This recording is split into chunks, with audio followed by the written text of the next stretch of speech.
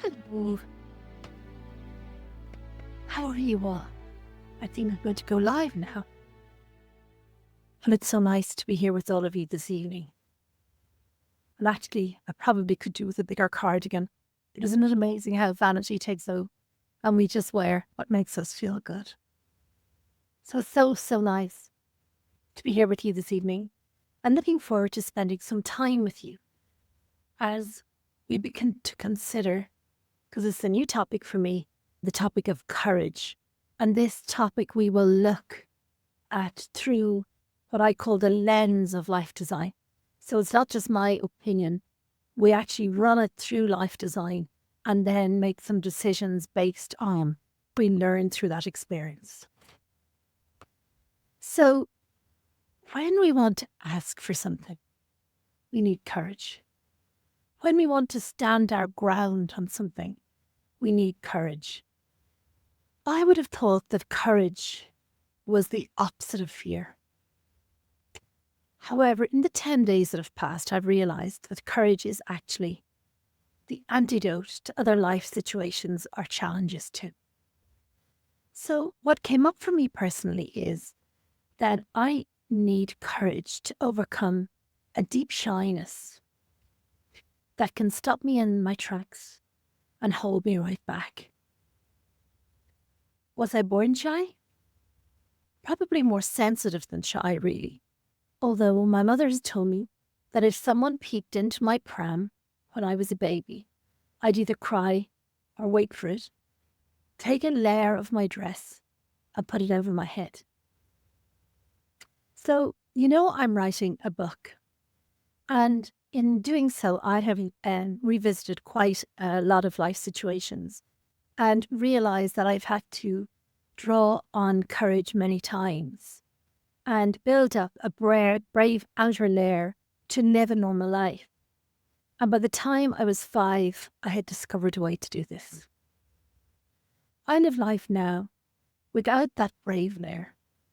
I'd also experience a full suite of emotions that many humans, and as I did myself, find ways to shut down or override or ignore just to survive. As often happens with the topic I'm preparing for, quotes begin to show up here, there, and everywhere. And also, information comes to me in my dream. As someone who's always been focused on physical and emotional comfort, not only for myself, but for others too, and in many ways I still am, I found this quote by Brené Brown quite interesting. You can choose courage or you can choose comfort. You cannot have both. This set me thinking, at this time in our lives, and that takes a kind of courage too. Do you know, life design as I teach it has become more important than ever. And yet, do I have the courage to step out and share it with those who could benefit? That's my question. Because all kinds of changes and compromises are inevitable, and we can handle these with courage and good grace, or deal with the emotional consequences ourselves, should we choose to constantly be at loggerheads with other people. And we each have our role to play in all of this, and life design can help us. One thing I know for sure is that we have to be wise enough to look at things objectively. Remember when I taught you about Wisebird in the life design training with you? To look at each situation from an objective viewpoint and save our battles for the big things.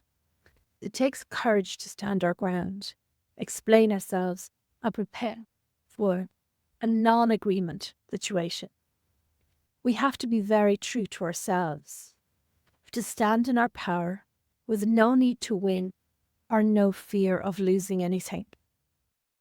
We can choose to be life design beacons. By this I mean by having a look at our situation and designing it well, making sure that our needs are fulfilled, even in simple ways, as I often explain.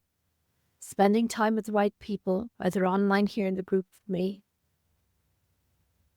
listening to the right singers, or the right books, or watching the right movies. We can stay strong. So as I say, I've been thinking a lot about courage and even bravery this week, particularly in the context of sharing life design, or my book, or even my newly rediscovered artworks, which is part of my own life design pleasure at the moment. Sometimes I wonder what's it all about. Will anyone listen? Will anyone take notice? And it's certainly very quiet on here this evening. And then I get a private message or a comment here that makes it all worthwhile. I saw a funny quote this week that made me giggle, and heaven knows we all need a bit more laughter these days. It said, "If you think you're too small to make a difference, try going to bed with a mosquito." As someone who's highly allergic to the little blighters, I really got this. So there's a lot of emotions spinning around these days. And for me, anyway, it takes courage to experience this realm of emotions, just allowing them to pass through me or by me without feeling I should squash them or manage them. In fact, I got a whisper in my ear today about an oracle card on emotion. So watch this space. We can each decide to step into courage and to do something brave that is really true to ourselves. Would you like to join me? So during the week, I was thinking about this myself, about having the courage to ask for help. For example, I brought the whole matter of deservedness out into the open in 2 groups I'm part of, with pretty amazing results.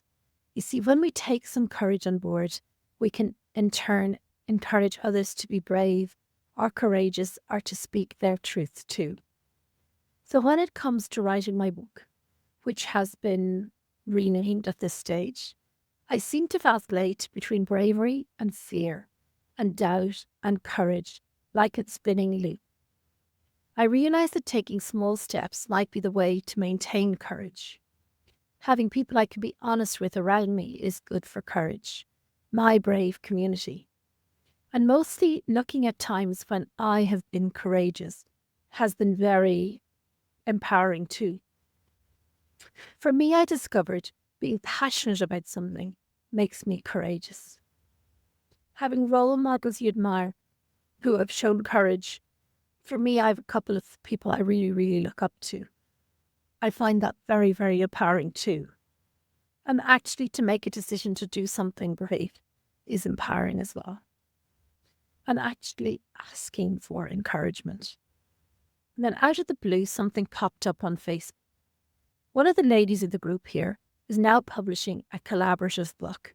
And those who know me well know that I've participated in something like this before. And I had seen her offer to participate in this book previously, but I felt I couldn't invest in it as I had been part of the book before. And I felt that I should focus on my own book, which always feels like a huge project and needs a lot of courage to complete. And especially courage to share, such a personal story. Anyway, this offer to be in the book was much reduced in price and a last moment opportunity. And the book is called Strong and Free. So I applied on Friday, wrote the chapter on Saturday, and in many ways it's a prequel to my own book, like dipping my toe in the water to get courage to finish my own book. You see, I've really discovered the value in investing in help and also the value in collaboration too. So for me, participating in this was a brave behaviour. And we know taking it builds momentum. We often speak about that here. And I honestly can't believe the difference a week can make, because this time last week I had no, it wasn't even on my mind. It wasn't even a possibility. And now all of a sudden it's happening. So when we're open to opportunities, they appear. And then we need the courage to take the step. And sometimes it does take courage to do something like that. So tonight, in this shorter Monday Magic, we'll pull a Divine Abundance card and a Tony Christie Labyrinth card. So I'm going to get those now. And then I have an oracle card myself on courage. And I can't really believe that it's our 38th oracle card that I've been given. So I'm just shuffling and getting the energy going with these really lovely new cards I have. Give me a moment.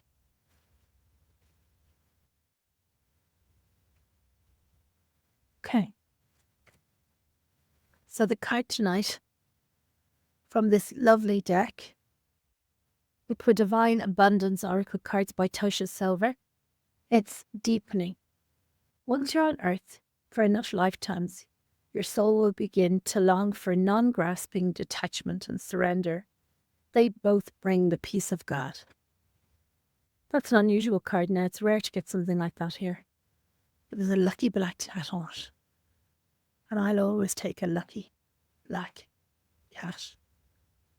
Somehow, we could take this too as a deepening of our understanding and a deepening of our emotions and a deepening of our self-knowledge so that we can make the decisions we want to going forward.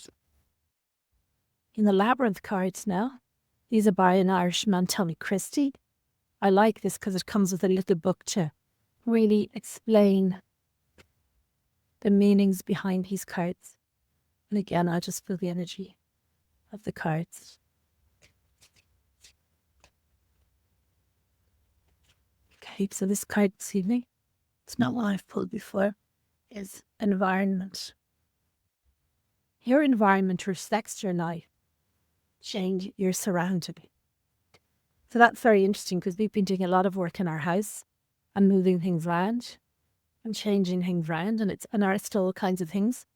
And, you know, we've been clearing out and moving on with, you know, our possessions. And there's no doubt about it, it does stir the energy. And it's been quite an enjoyable experience, actually, to be honest with you. Okay, so your environment reflects your life. Change your surroundings. Look around you. Everything is there for a reason. Nothing happens by accident. The environment in which you work, rest and play can be a huge source of learning for you. Are your surroundings helping you on your path? Are you liberated by your surroundings, or are you a slave to them? How can you improve the places you occupy? Perhaps you're living in a cluttered, overcrowded space. Do you need to clear out things and possessions that you're holding on to that no longer serve you and who you are now? Can you improve your room, your house, your garden, your car? Having a clear and uncluttered space around you leaves room for new thoughts and ideas to come into your life. Take a good look at all the places where you spend time. Change them so that they are happy to be in. So that you are happy to be in them. So that they inspire you. If you can't change your surroundings, perhaps you can move yourself to more favorable and nurturing surroundings. Have around you only those things and people that inspire you and support you in all areas of your life. That's a really nice card to see. A little prompt with our environment. As I say, I have a card for you this evening that was given to me, our 38th Oracle card, and I've already opened it in. And it's on courage. And it fits in, obviously, with what we've been doing. Sometimes that happens, that's what we've been speaking about. Sometimes that happens and sometimes it doesn't. But this one was really surprising because sometimes these cards come through very steadily and slowly over a matter of days.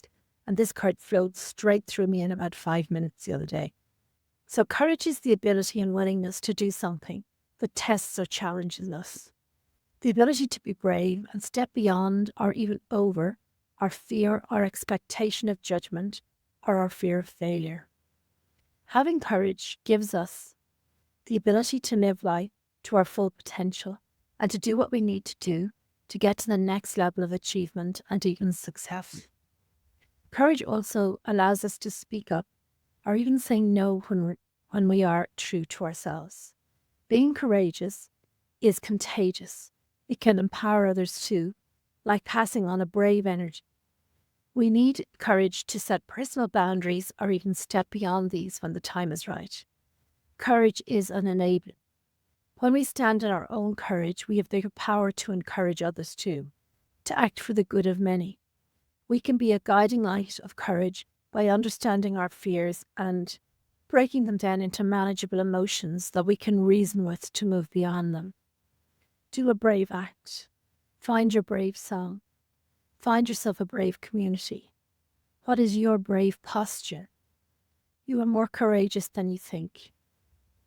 Use it. So that's an interesting, it's one that it's quite new to me.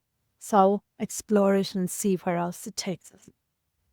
So different life situations can have zapped our courage quota, and we must refill it. And we can use music to do this. We can use movies to do this. We can use books, and we can actually interact with others, sharing their stories of courage too. So, what is your brave self like?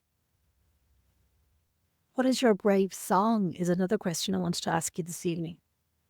The Impossible Dream is my brave song, and I'll share the Jennifer Hudson version in the comments this evening. I usually listen to a male version of it, but I found this one very suitable when I listened to it today.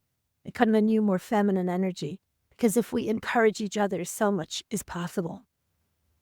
And being part of a community that allows us to be free to be ourselves with judgment is absolutely priceless, and that's what I try to create for you here. But thank you so much for being here with me, and I truly appreciate you. So,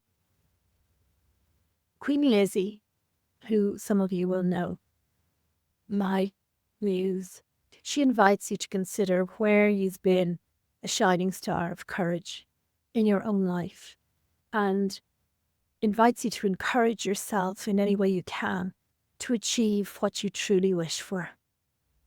Remembering we cannot do this on behalf of others, but we can do it for ourselves. That's just fine. I hope some people get to listen to this at some stage, because it was a really interesting week, learning all about courage, really participating in taking courage myself to move to the next level, and now the ability to share this with whoever is meant to hear it. So for this evening, I'll say goodbye. I'll say thank you, and I look forward to seeing you. So I wish the very best for you. I wish you a good week ahead, and let me know what you think if you listen in later. Good night now, and thank you so much for being with me. Good night. Thank you so much for spending this time with us and for listening to LifeDesign Monday Magic. We are honoured and humbled to be able to share Lizzie's words, wisdom and life design philosophy with you. If you enjoyed this episode, we'd love for you to subscribe so you never miss a new one. And if you could take a moment to rate and review the podcast, it would help us share her message with even more people. We'll be back in a couple of weeks with another inspirational LifeDesign Monday Magic filled with more of Lizzie's wisdom, warmth and encouragement to help you live your best life despite. We'll talk to you again soon, and in the meantime, take care.